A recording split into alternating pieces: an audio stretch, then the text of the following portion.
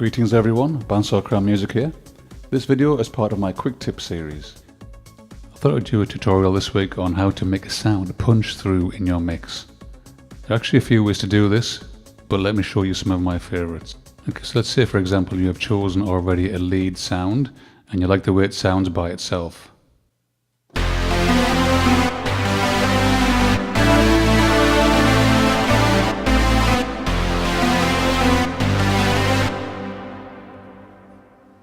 Okay, so that sounds pretty good by itself, but once you put it in a mix, for example, it doesn't maybe shine through or punch through in the way you'd want it to.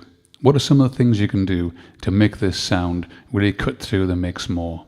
Okay, well, let's go through them one by one. And also, by the way, if you have any tips or tricks you would like to share with the other people in this community, do feel free to comment below. We always appreciate people contributing. Okay, let's first look at EQ. So to allow a sound to actually come through a mix properly, you would, generally speaking, want to augment or enhance the higher frequencies. So sometimes what I do is to change the last band to a high shelf. And just take it down to about 20k. And give it approximately about a 3 dB boost. Okay, so this is an area which I like to call the presence area, where a boost in this place seems to give the sound more of a presence. However, if you go overboard in this particular range, it is quite close to the what you would call the sibilance range. And if you introduce too many high frequencies, it can become quite annoying for some people.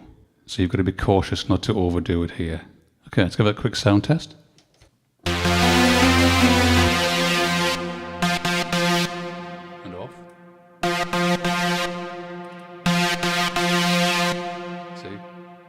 Bit more presence there.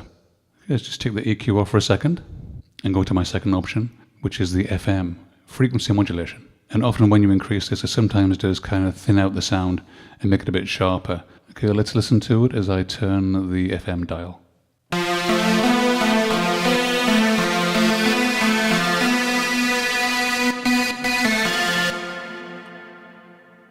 So you can see as the waveform changes, it obviously does alter the frequencies which are produced. So that's my second option for making sounds a little bit sharper. Just turn it back down again. The third thing I would mention, of course, is the cutoff filter. Okay, so as you open up the cutoff filter, it obviously lets more high frequencies through. So let's hear that sound as it's going.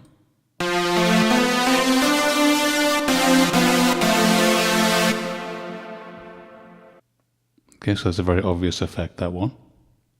And the last one which I'm going to mention is the resonance. So as I increase this, just listen to it.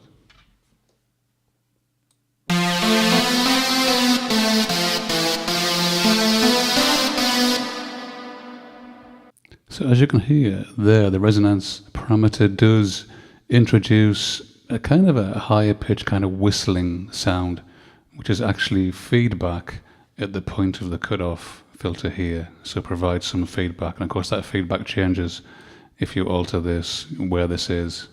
A bonus tip is to insert some drive, some distortion into the sound.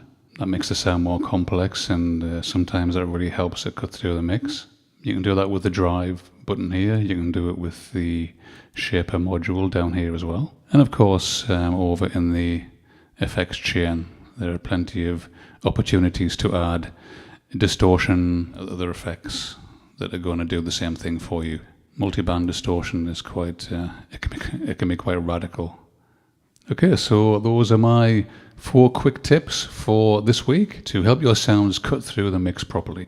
We've looked at EQ, we've looked at the FM parameter, we've looked at the cutoff filter, and the resonance parameter as well. And we've also mentioned drive and distortion. And also, just to add to that, not just distortion, but saturation as well also helps a sound cut through the mix.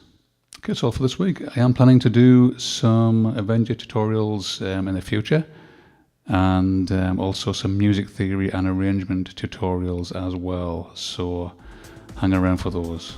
See you next time. Cheers.